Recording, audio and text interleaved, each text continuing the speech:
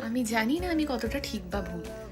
কিন্তু এই প্রশ্নটা হয়তো সকল মেয়ের মধ্যেই কম বেশি ঘোরাফেরা করে।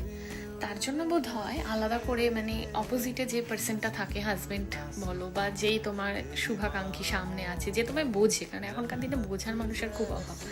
সবাই খুব অল্পতে জাজ করে নিতে পছন্দ করে। তো সেক্ষেত্রে যে তোমায় বোঝে, তাকে যখন তুমি কিছু শেয়ার করবে যে তোমার বিয়ের আগে কত রকম বাজে খারাপ ভালো মন্দ অনেক রকম ফিলিংস, মানে একটা হার্শ ফিলিংস কাজ করে, রাত্রিরে ঘুম হয় না, হঠাৎ করে ঘুম ভেঙে যায়। তো সেক্ষেত্রে কেউ যদি তোমায় জাজ করে বলে যে এটা তো সব মেয়েদেরই করতে হয়, বা এটা তো নিয়তি, তো এগুলো কি বলা ঠিক, নাকি তার বোঝার মানে যেটা তোমার ফিলিং, তুমি যাকে শেয়ার করছো তার